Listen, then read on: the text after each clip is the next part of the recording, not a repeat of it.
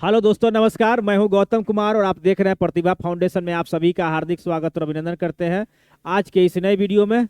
साथियों, आज के इस नए वीडियो में हम लोग देखेंगे प्रधान शिक्षक से संबंधित आपका जो बाल मनोविज्ञान है उसके सिलेबस पर हम लोग आज विस्तृत चर्चा करेंगे।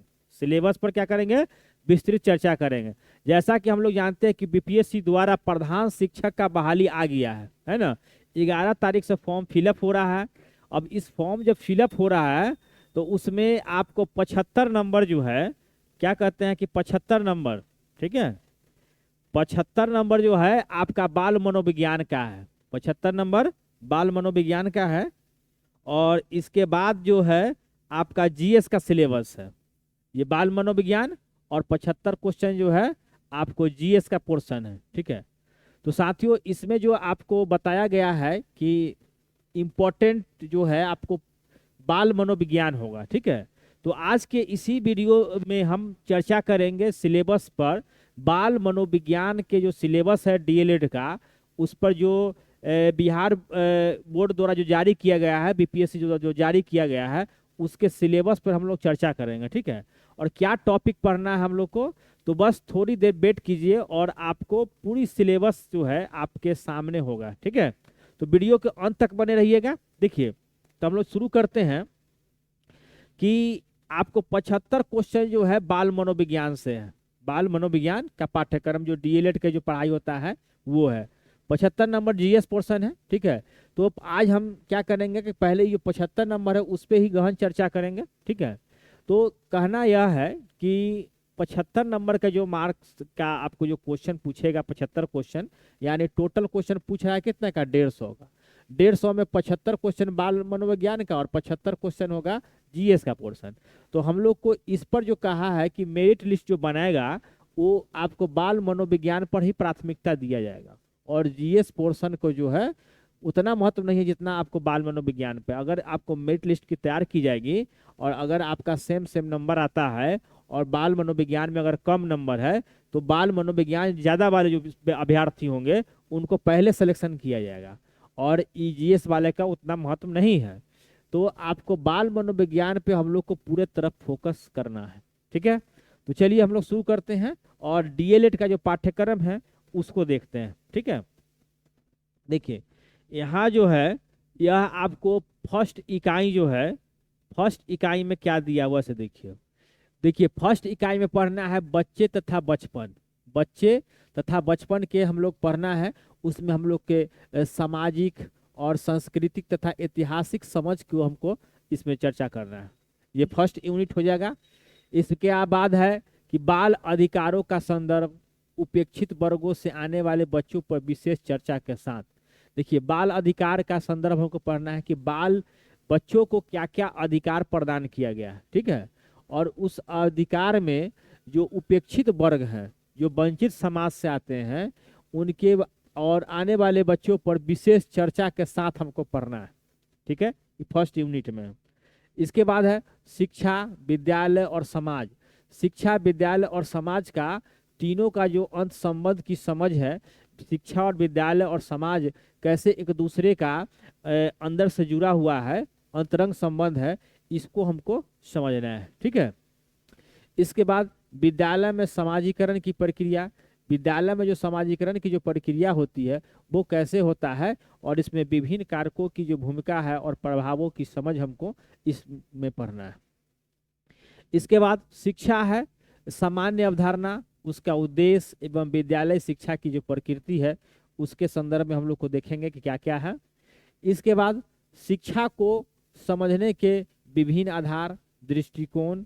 जैसे शिक्षा को हमको समझना है तो उसका बहुत सारे आयाम होते हैं, बहुत सारे आधार होते हैं, उसको हमको विषय में समझना है। जैसे कि दर्शन शास्त्रीय आयाम, मनोवैज्ञानिक दृष्टिकोण से, समाजशास्त्र के दृष्टिकोण से, शिक्षा का साहित्य, शिक्षा का इतिहास और इत्यादि इत्यादि हमको पढ़ना है यहाँ पर। ये फर्स्ट यूनिट में है। इसके बाद ज्ञान की अवधारणा पढ़ना है और दार्शनिक परिप्रेक्ष्य पढ़ना है।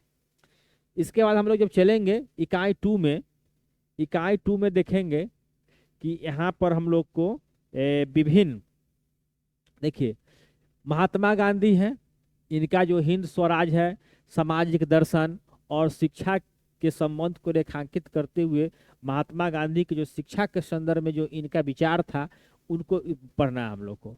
इसके बाद गीजू भाई बधेका का पढ़ना है, ठीक है। रविन्द्रनाथ टैगोर हैं, मारिया मोंटेसरी है, ठीक है। ज्योतिबा फूले है, ठीक है।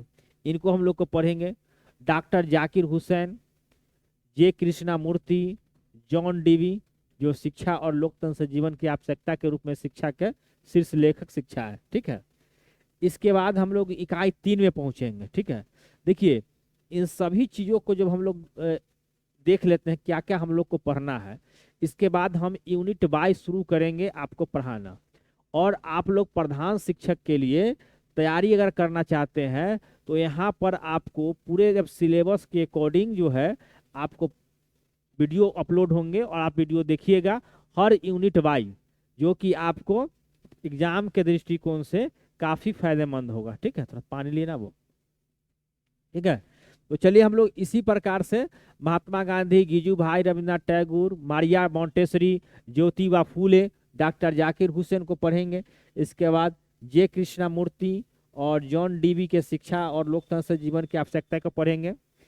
इसके बाद है इकाई 3 में जब हम लोग पहुंचेंगे, इकाई 3 में, तो इकाई 3 का जो पाठ्यक्रम है, देखिए यहाँ पाठ्यचर्या है, पाठ्यचर्या आएगा इकाई 3 में जो है आपको पाठ्यचर्या आएगा। इसके बाद पाठ्यक्रम, पाठ्यचर्या और पाठ्यक्रम का इसके जो अवधारणा है, इसके जो कॉन्सेप्ट होंगे उस चीज़ों को हम लोग को अच्छी तरह से पढ़ लेना है। इसके बाद पाठ्यचर्या के कार्य है और शिक्षा की भूमिका, बचपन को प्रभावित करने वाले मनोसामाजिक कारक क्या क्या जो है बचपन के जो प्रभावित करते हैं, वो समाज का क्या क्या अवधारणा है, वो सारी चीज़ को हम लोग पढ़ेंगे इसमें। इसके बाद बाल विकास, बाल विकास का कॉन्सेप्ट, अवधारणा, विकास के विविध आयाम, प्रभावित करने वाले कारक, ठीक है। इसके बाद वृद्धि एवं विकास देखेंगे, इसके अंत संबंधों की समझ, अध्ययन के तरीके।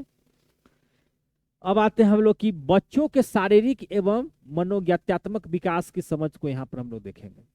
सृजनात्मक क्या है, सृजनात्मक की अवधारणा देखेंगे, इसके बच्चों के विशेष संदर्भ में हम लोग इसको समझेंगे। अब खेल से आस क्या है, खेल क्या है, इसको अवधारणा समझेंगे, इसका इसकी विशेषता, बच्चों के विकास के संदर्भ में महत्व समझेंगे। इसके बाद आएगा व्यक्तित्व विकास के विविध आयाम, व्यक्तित्व, बच्चों का जो व्यक्तित्व विकास होता है उसके विषय में एरिक्सन के जो सिद्धांत है उसके जो विशेष संदर्भ है उसको यहाँ पर हम लोग को पढ़ना है साथियों, ठीक है। इसके बाद बच्चों में भावनात्मक संवेगात्मक विकास का पहलू, जॉन बॉल्बी का सिद्धांत एवं अन्य विचार। नैतिक विकास और बच्चे, इसके बाद बच्चे में नैतिक विकास कैसे उत्पन्न किए जाते हैं उसको संदर्भ में हम लोग को देखना है। यहाँ पर सही गलत की अवधारणा देखना है, जीन पियाजे और कोहलबर्ग के सिद्धांत को हम लोग को देखना है यहाँ पर, ठीक है। यहाँ तक तो कोई परेशानी नहीं होगी। देखिए हम लोग को सबसे पहले यूनिट को समझ लेना है, टॉपिक को समझ लेना है कि क्या क्या पढ़ना है, और इसके बाद जो है कि हम लोग सिलसिलेवार ढंग से वीडियो बनाएंगे और अभी आप लोग के सामने रखेंगे और आप लोग जो है इसका आनंद लीजिएगा और आनंद लेकर पढ़िएगा, और निसंदेह हम लोग को नियोजित शिक्षक साथियों को निसंदेह सफलता मिलने से कोई नहीं रोक सकता है। चलिए आगे है, आपको देखेंगे इकाई 4। इकाई 4 में हम लोग देखेंगे, देखिए ईसी की समझ, ई की समझ, आवश्यकता एवं उसका उद्देश्य को देखेंगे। एक संतुलित तथा संदर्भ युक्त ईसी यानी इसी का पाठ्यचर्या की समझ, इसी पाठ्यचर्या के लघु एवं दीर्घकालिक उद्देश्य तथा नियोजन, ठीक है।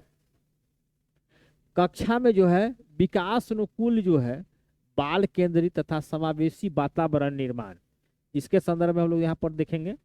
इसके बाद जब आएंगे हम लोग प्रारंभिक वर्षों में विकास के विभिन्न आयाम और अधिगम, बच्चा जब छोटा रहता है तो उस समय बच्चे का किस प्रकार से विकास होता है, ठीक है। ये सारे चीज हमको इस चैप्टर में, और उसको कौन कौन सा कारक है जो प्रभावित करते हैं, उनका अधिगम कैसे होता है, इस सभी चीज की जानकारी हम लोग यहाँ प्राप्त कर लेंगे, ठीक है। विशेष आवश्यकता वाले बच्चे जो दिव्यांग बच्चे होते हैं, ठीक है, प्रारंभिक बाल अवस्था, अब उनका देखभाल और शिक्षा कैसे दिया जाए, इस विषय को हम लोग पढ़ेंगे। डीएलएड वाले कोर्स में हम लोग पढ़े भी हैं। इसके बाद शारीरिक शिक्षा, अवधारणा एवं महत्व को देखेंगे, ठीक है। इसके बाद बिहार में प्रारंभिक बाल अवस्था, देखभाल और शिक्षा की वर्तमान स्थिति, राज्य में प्रारंभिक बाल अवस्था शिक्षा की चुनौतियां एवं नवाचार। इसके बाद हम लोग देखेंगे कि राज्य में विद्यालय की तैयारी में संस्थाओं की जो अकादमिक एवं सामाजिक जो अपेक्षा है, वो चीज हमको यूनिट 4 में पढ़ लेना है।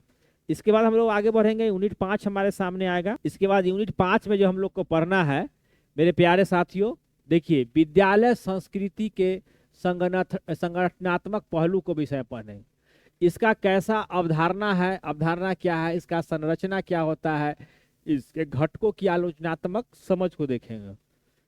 यहाँ जब कंप्लीट हो जाएगा तो शिक्षा के अधिकार के अंतर्गत विद्यालय व्यवस्था में परिवर्तन, शिक्षा के जो अधिकार के है उसके अंतर्गत विद्यालय व्यवस्था में क्या क्या परिवर्तन हो रखे हैं, उस सभी चीजों को हम लोग को यहाँ पर पढ़ लेना है। समावेशी शिक्षा क्या है, समावेशी शिक्षा की जो अवधारणा है, विद्यालय संगठन में और प्रबंधन किस प्रकार का है, यहाँ पर ये चीज दिखेंगे हम लोग। कला एवं समेकित शिक्षा के माध्यम से विद्यालय परिवेश एवं कक्षाई शिक्षण में बदलाव को यहाँ पर देखना है। इसके बाद है आपको कक्षा कक्ष शिक्षण की प्रकृति, परंपरागत, बाल केंद्रित, लोकतांत्रिक, सृजनात्मक इत्यादि, इसको देख लेना है हम लोग को यहाँ पर। इसके बाद हम लोग पहुंचेंगे पाठ्य सहगामी एवं स्वशैक्षिक क्रियाएं। पाठ के साथ साथ चलने वाले जो क्रिया होते हैं उसको पाठ्य सहगामी क्रिया कहते हैं। इसके बाद स्वशैक्षणिक क्रियाएं और शिक्षक के साथ साथ कौन कौन क्रियाएं होते रहती है वो सभी हम लोग देखेंगे यहाँ पर। उसके महत्व, उसके योजना एवं क्रियान्वयन यानी गतिविधियां, कला, खेल एवं इत्यादि का किस प्रकार होता है, ये सभी चैप्टर यूनिट 5 में हम लोग को पढ़ लेना है। विद्यालय में आकलन एवं मूल्यांकन की व्यवस्था, आकलन एवं मूल्यांकन की व्यवस्था, देखिए सतत एवं व्यापक आकलन, प्रगति पत्रक के विषय में जानेंगे। शिक्षक वृत्ति का विकास, ठीक है, इसकी अवधारणा, आवश्यकता, नीतिगत विमर्श एवं सीमाएं। विद्यालय में नेतृत्व व्यवस्था और शिक्षक, प्रशासनिक, सामूहिक और शिक्षण शास्त्रीय परिवर्तनकारी चीजों को यहाँ पर देखेंगे। इसके बाद हमारा यूनिट 5 जो है कंप्लीट होगा, हम लोग यूनिट 6 में चलेंगे। और यूनिट 6 में जब पहुंचेंगे हम लोग तो यहाँ पर हम लोग को मिलेगा निकटवर्ती जिला स्तरीय संस्थाएं। जो निकटवर्ती जिला स्तरीय संस्थाएं हैं उनके संदर्भ में हम लोग को पढ़ना है। जैसे संकुल संसाधन केंद्र के विषय में सीआरसी, प्रखंड संसाधन केंद्र बीआरसी, जिला शिक्षा एवं प्रशिक्षण संस्थान डाइट के संदर्भ में, प्रारंभिक शिक्षक शिक्षा महाविद्यालय पीटीईसी, ठीक है, और सीटीईटी के विषय में हम लोग को इस संस्थाओं के विषय में जानकारी यूनिट 6 में मिल जाएगा। राज्य स्तरीय संस्थाएं हैं जैसे राज्य शिक्षा शोध एवं प्रशिक्षण परिषद एससीईआरटी, ठीक है, एससीईआरटी। इसके बाद बिहार शिक्षा परियोजना बीईपीसी, यानी कि इसमें आपको देख लीजिएगा एससीईआरटी, ठीक है।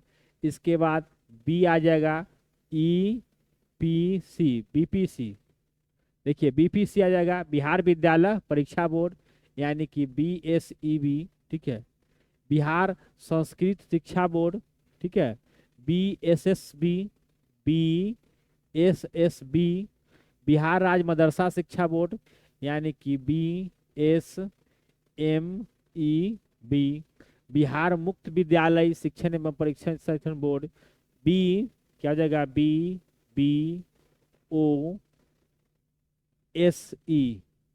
बीबोस, विबोस के संदर्भ में हम लोग पढ़ेंगे। ये सारे चीजों का जो अध्ययन जो है यूनिट 6 में हमको मिल जाएगा, ठीक है। यहाँ के बाद जब हम लोग आगे बढ़ेंगे, ठीक है, जब आगे बढ़ेंगे तो देखेंगे राष्ट्रीय स्तर के, देखिए राष्ट्रीय स्तर की जो संस्थाएं होंगे उनके विषय में हम लोग को पढ़ना है। क्या पढ़ना है? राष्ट्रीय शैक्षणिक अनुसंधान प्रशिक्षण परिषद यानी कि एनसीईआरटी, ठीक है, एनसीईआरटी, ठीक है। केंद्रीय माध्यमिक शिक्षा बोर्ड यानी सीबीएसई, ठीक है। इसके बाद राष्ट्रीय शैक्षणिक योजना एवं प्रशासन संस्था एनआईपीए, क्या पढ़ेंगे हम लोग? एनआईपीए, ठीक है, एनआईपीए। राष्ट्रीय अध्यापक शिक्षा परिषद NCT, ठीक है। इसके बाद सारी चीजों को जब पढ़ लेंगे तो इसके बाद हमारा क्या होगा कि आपको यूनिट 6 कंप्लीट हो जाएगा। इसके बाद हम लोग पढ़ेंगे, ठीक है, क्या पढ़ना है। सो देखिए यहाँ पर आ जाएगा, अब यूनिट 7 आ जाएगा, ठीक है। यूनिट 7 जब हमारे सामने जब आएगा तो भारतीय समाज में समावेशन, भारतीय समाज में समावेशन हम लोग देखेंगे, और अपवर्जन के विभिन्न रूप, हाशिए का समाज, जेंडर विशेष, आवश्यकता वाले बच्चे, ठीक है, दिव्यांग जन। इसके बाद कक्षाओं में विविधता, कक्षाओं में विविधता कैसे स्थापित किया जाए उसको देखा जाएगा। असमानता की समझ, ठीक है। पाठ्य चर्यात्मक और शिक्षण शास्त्रीय संदर्भ देखेंगे, ठीक है। समावेशी शिक्षा के लिए आकलन की प्रकृति एवं प्रक्रिया देखा जाएगा। समावेशी शिक्षा में विशेष आवश्यकता वाले बच्चों का संदर्भ इस चैप्टर में आ जाएगा। ऐतिहासिक विकास एवं वर्तमान स्थिति एवं चुनौतियां बिहार का संदर्भ में सब चीज देखा जाएगा, ठीक है। तो यूनिट जो है आपका ये 7 है। इसके बाद शिक्षा व्यवस्था, ठीक है, और विद्यालय में प्रचलित जेंडर विभेद, विद्यालय में जो जेंडर विभेद चलते हैं उनके बारे में हम लोग पढ़ेंगे, जैसे पाठ्यचर्या, पाठ्य पुस्तकें, कक्षाई प्रक्रियाओं, ठीक है, विद्यार्थी शिक्षक, ठीक है, यानी स्टूडेंट टीचर इंटरेक्शन, यानी संवाद के विशेष संदर्भ में हम इसको जानेंगे, ठीक है। अब जेंडर संवेदनशीलता आएगा टॉपिक, समानता में शिक्षा की भूमिका, ये सब चीज है, शिक्षा समानता और सामाजिक न्याय के लिए शिक्षा। इसके बाद ये अवधारणा आ जाएगा, इसकी आवश्यकता एवं अवरोध। यूनिट 7 में ही शिक्षकों की अस्मिता, शिक्षकों की अस्मिता चैप्टर आएगा। यहाँ पर टॉपिक देखिए, समकालीन विमर्श, एक आदर्श शिक्षक की संकल्पना क्या क्या हो सकती है, उन सभी चीजों को हम लोग यहाँ देखेंगे। इसके बाद यहीं पर यूनिट 7 जो है आपको समाप्त होगा। इसके बाद हम लोग यूनिट 8 में पहुंच जाएंगे, ठीक है, यूनिट 8 में पहुंचेंगे। यूनिट जो है 8 बहुत छोटा चैप्टर है। देखिए इसमें राष्ट्रीय पाठ्यचर्या की रूपरेखा, यानी कि एनसीएफ 2005 पढ़ेंगे, ठीक है। बिहार पाठ्यचर्या की रूपरेखा, यानी कि बीसीएफ 2008 देखेंगे, ठीक है। यहाँ तक कोई दिक्कत। और संदर्भ में क्या रहेगा, विज्ञान, पर्यावरण, गणित, भाषा, ठीक है, एवं सामाजिक विज्ञान, शिक्षण शास्त्र की समझ, एवं क्या है शिक्षण अधिगम में ऑडियो वीडियो। देखिए ऑडियो वीडियो, मल्टीमीडिया संसाधनों की महत्ता तथा उपयोग, सीखने की योजना एवं विद्यालय के अन्य कार्य के साथ साथ आईसीटी का एकीकरण, ठीक है। यहाँ पर क्या होगा, आईसीटी का एकीकरण, ठीक है। तो प्यारे साथियों, आज के इस वीडियो में हम लोग जो है क्या जान जाएंगे, यहाँ पर आप यूनिट 4, ठीक है, यूनिट 4 जो है से कि आपका 8 यूनिट में, 8 यूनिट में पूरा सिलेबस रहेगा किसका, डीएलएड वाले सिलेबस का। कितने यूनिट में रहेगा, ये यूनिट 8 में आपको डीएलएड वाले सिलेबस को जो है, यानी चाइल्ड साइकोलॉजी जो है आपको कंप्लीट सिलेबस को चैप्टर बाय कंप्लीट करेंगे हम, ठीक है। और ये सभी जो है आपको पेड कोर्स रहेंगे, और कुछ फ्री वाले जो वीडियो भी है वो भी जो है आपको अपलोड होते रहेंगे, तो आप उसको भी साथियों देखते रहेंगे। और यदि कोर्स खरीदना होगा आपको तो भी आप हमारे चैनल के माध्यम से खरीदेंगे, उसकी सूचना हम बहुत जल्द जी है आपको दे देंगे। इसके बाद आपको जनरल स्टडी से में देखिए टॉपिक क्या क्या है, ठीक है। जनरल स्टडी टॉपिक का भी वीडियो मेरा जो आएगा बिल्कुल सिलेबस के अकॉर्डिंग आएगा, कहूँ भी इधर उधर नहीं रहेगा। तो जनरल स्टडी में आप देखेंगे, देखिए general study centre, general study में क्या क्या पूछ रहा है, देखिए जनरल साइंस भी है आपका, देखिए ये जो जनरल साइंस भी है, करेंट अफेयर्स भी है, और नेशनल और इंटरनेशनल इंपॉर्टेंस भी जो है। यहाँ पर 2 चैप्टर देखिए, जनरल साइंस और करेंट अफेयर्स ऑफ इंटरनेशनल, ये भी बहुत इंपॉर्टेंट है। इसका इंडियन नेशनल मूवमेंट, देखिए इसमें हम लोग पढ़ेंगे 1857 से लेके और 1947 तक का जो मूवमेंट हुआ था, या जो आंदोलन है भारतीय स्वतंत्रता संग्राम का, इस चैप्टर में आपको यही चीज पढ़ना है, ठीक है। इसके बाद ज्योग्राफी में जो है आपको इंडियन ज्योग्राफी पर पूरा फोकस करना है, ठीक है, इंडियन ज्योग्राफी। इसके बाद इंडियन पॉलिटी, ठीक है। इसके बाद एलिमेंट्री मैथमेटिक्स है, जो बेसिक लेवल के मैथ पूछेगा आपसे, ठीक है। इसके बाद रीजनिंग भी चैप्टर है, यहाँ पर आपको रीजनिंग भी चैप्टर दिए हुए हैं। तो कुल मिलाकर अगर देखा जाए तो आपको जनरल साइंस का भी क्वेश्चन रहेंगे, करेंट अफेयर्स का भी रहेगा क्वेश्चन, इसके बाद पॉलिटी का क्वेश्चन, हिस्ट्री में आपको नेशनल मूवमेंट से जो चैप्टर है वहाँ से क्वेश्चन होंगे। इसके बाद आपको इंडियन पॉलिटी रहेगा, इंडियन पॉलिटी में इंडियन कॉन्स्टिट्यूशन से जो भारतीय जो सरकार का जो अंग है, ठीक है, उसी अंग से आपको क्वेश्चंस आएंगे, ज्यादा भारी क्वेश्चंस नहीं रहेंगे इस समय, ठीक है। इसके बाद प्रारंभिक जो मैथमेटिक्स है वहां से भी ये क्वेश्चंस आएंगे। इसके बाद मेंटल एबिलिटी टेस्ट जो है रीजनिंग से भी क्वेश्चन आएंगे, ठीक है। अब इसमें अब यहाँ क्या कहता है सो देखिए, details of the above mention subjects as.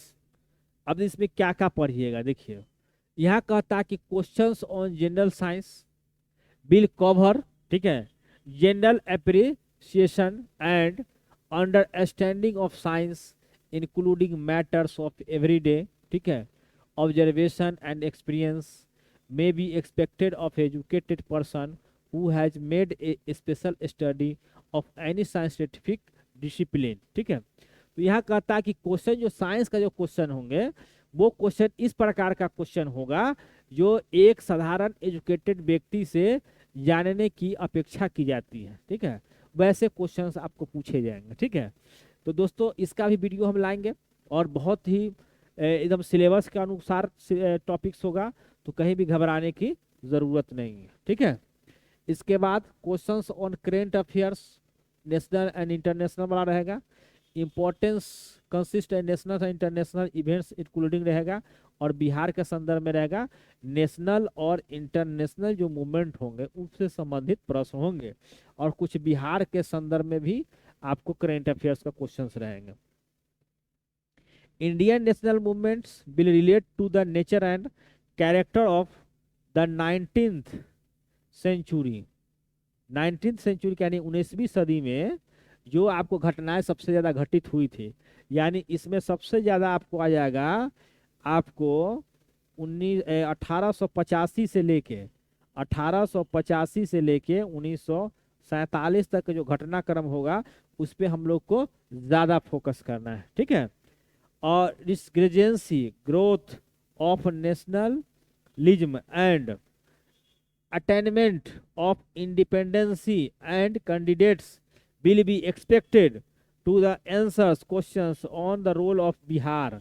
देखिए बिहार के संदर्भ में हम लोग को पढ़ना है। देखिए कोई भी एग्जाम को फेस करने से पहले उसके सिलेबस को हम लोग को अच्छी तरह से समझ लेना चाहिए। क्या करना है इसमें, answers questions on the role of Bihar, the freedom movement of India. Bihar freedom of India का जो स्वतंत्रता संग्राम है, भारतीय स्वतंत्रता संग्राम में, उसमें बिहार का योगदान क्या था उस पर ज्यादा फोकस किया जाएगा, यानी वो चीज हम लोग को ज्यादा पढ़ना है। अब आगे हम लोग देखते हैं कि क्वेश्चन ज्योग्राफी के किस प्रकार क्वेश्चन रहेगा, ठीक है। तो देखिए जो questions on geography of India and Bihar will be relate to the physical social and economic geography of the country including the main features of Indian agriculture and natural resources। देखिए इसमें जो हम लोग को पढ़ना है फिजिकल सोशल, फिजिकल और social. Physical मतलब क्या हो गया, भौतिक और सामाजिक ज्योग्राफिक, ठीक है, ये सब आ जाएगा आपको भौतिक एवं सामाजिक।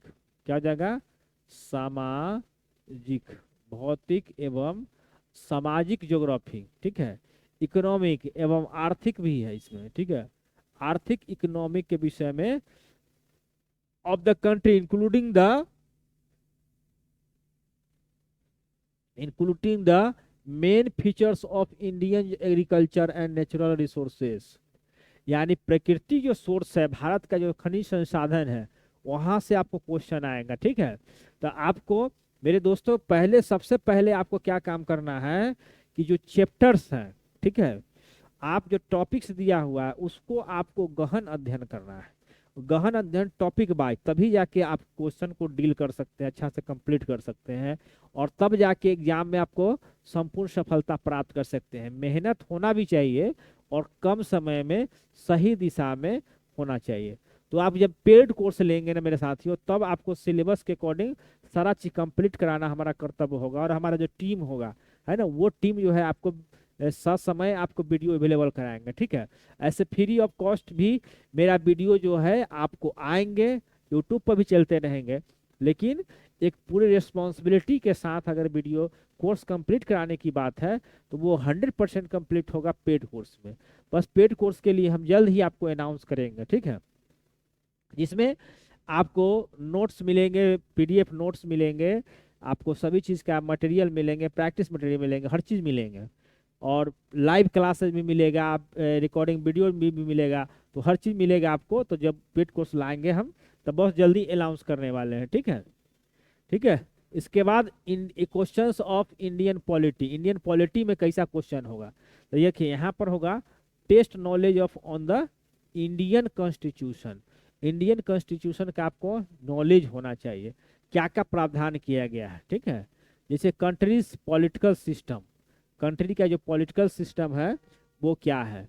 इसके बाद आपको पंचायती राज डेवलपमेंट स्कीम्स, पंचायती राज के जो डेवलपमेंट स्कीम है वो क्या क्या है, उसके संदर्भ में पंचायती राज संस्था से पूछेंगे प्रश्न।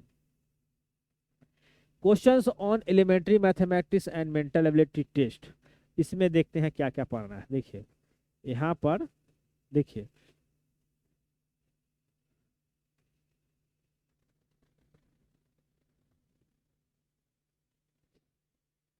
देखिए ये हिंदी में आ गया, ठीक है। प्रारंभिक गणित और मानसिक क्षमता पर जांच प्रश्न, ठीक है। तो इसके लिए हम साथियों क्या करेंगे, देखिए प्रारंभिक जो गणित है और मानसिक क्षमता जांच वाले प्रश्न है, इसमें क्या करेंगे कि देखिए यहाँ पर 25 से 30 क्वेश्चन का हम सेट लाएंगे, ठीक है, इसका सेट होगा। यहाँ पर भी आपको 25 से 30 क्वेश्चन का सेट देंगे, ठीक है। और ये सेट जो है आपको डेली प्रैक्टिस करवाएंगे, ठीक है। लाइव क्लासेस भी रहेगा, इसका रिकॉर्डेड क्लास भी रहेगा आपको ऐप के माध्यम से, ठीक है। तो जब ये आपको चीज जब होगा, जब पेड कोर्स में जब चलेगा, तो ये पेड कोर्स जब चलेगा ना, तो इसमें आपको क्या होगा कि केवल प्रैक्टिस सेट बनाइएगा ना, तो इसी से आपका मैथ और रीजनिंग क्लियर हो जाएगा, और ज़्यादा इसमें उतना तो आप लोग जानते ही होंगे, ठीक है। तो हम लोग मेन फोकस करना है दोस्तों, क्या इस पर करना है, बाल मनोविज्ञान पर करना है 75 क्वेश्चन का। इसके बाद 75 क्वेश्चन आपको जीएस का है, ठीक है, जीएस का, जिसमें आपको पॉलिटी पॉलिटी भी है, हिस्ट्री भी है, ये थोड़ा ज़्यादा लंबा होता है, हिस्ट्री भी है, आपको साइंस का भी क्वेश्चन रहेगा, ठीक है। इसके बाद आपको बता दे दोस्तों, ये ज्योग्राफी का भी क्वेश्चन रहेगा, क्या रहेगा, ज्योग्राफी का भी क्वेश्चन रहेगा। तो इसके बाद करेंट अफेयर्स रहेगा, करेंट अफेयर्स, करेंट अफेयर्स क्या क्या रहेगा दोस्तों। अगर आप पेड कोर्स करना चाहते हैं तो कमेंट जरूर कीजिएगा, ठीक है। और जल्द ही इसका कोर्स डिजाइन हो रहा है, और कोर्स जब डिजाइन हो जाएगा और कुछ टेक्निकल चीज़ें हैं वो कंप्लीट हो जाए, तो सारे चीज़ों का फैकल्टी रख के आपको सिलेबस जो है कंप्लीट करा दिया जाएगा, और आप पेड कोर्स में पूरा कोर्स जो है परचेज करके आप पढ़ सकते हैं, ठीक है। और वैसे फ्री ऑफ कॉस्ट जो यूट्यूब पर मेरा जो वीडियो आते रहेगा लगातार जो आता है, वो सभी आपको टॉपिक बाय टॉपिक आते रहेंगे, लेकिन फुल सिलेबस की बात करते हैं, जहाँ कोर्स कंप्लीट करने की बात है विद इन टाइम, तो वो आपको परचेज कोर्स में ही मिलेगा, ठीक है।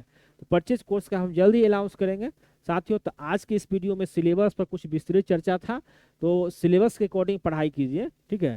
तो निसंदेह प्रधान शिक्षक का आपको फॉर्म फिलअप कीजिए, ठीक है, और 11 तारीख से फॉर्म फिलअप हो रहा है, फॉर्म फिलअप कर लीजिए, और फिलअप करके आप परीक्षा की तैयारी में लग जाइए, और बहुत ही जल्द जो है एग्ज़ाम भी हो जाएगा। तो कुल मिला के अप्रैल लास्ट वीक या आपको मई फर्स्ट वीक में एग्ज़ाम होने की पूरी संभावना है, ठीक है।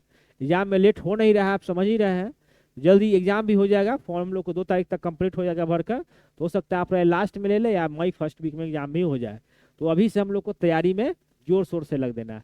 और एक और बात बता देना चाहते हैं कि हमारे यूट्यूब पर 30 क्वेश्चन का बाल मनोविज्ञान का सेट भी आएगा, ठीक है, जिसको आप लोग जरूर प्रैक्टिस कीजिएगा, फ्री ऑफ कॉस्ट में आएगा। इसके बाद आपका बाल मनोविज्ञान का चैप्टर बाय भी टॉपिक आपको यूट्यूब पर ही आएगा, तो इसको भी देखना नहीं भूलिएगा, ठीक है। तो मिलते हैं नेक्स्ट वीडियो में, तब तक के लिए सिलेबस को अध्ययन करके सिलेबस के अकॉर्डिंग पढ़ाई कीजिए, और जहाँ भी रहिए स्वस्थ रहिए और मस्त रहिए, और अपने सगे साथियों जितना भी संबंधी दो लोग हैं जो प्रधान शिक्षक की तैयारी करेंगे, सभी के पास इस वीडियो को भेज दीजिए, और सब चैनल को सब्सक्राइब कर लीजिए, और कहीं कुछ पढ़ने की जरूरत नहीं, और यहीं से पढ़कर आप पास हो सकते हैं। तो मिलते हैं नेक्स्ट वीडियो में, तब तक के लिए जय हिंद।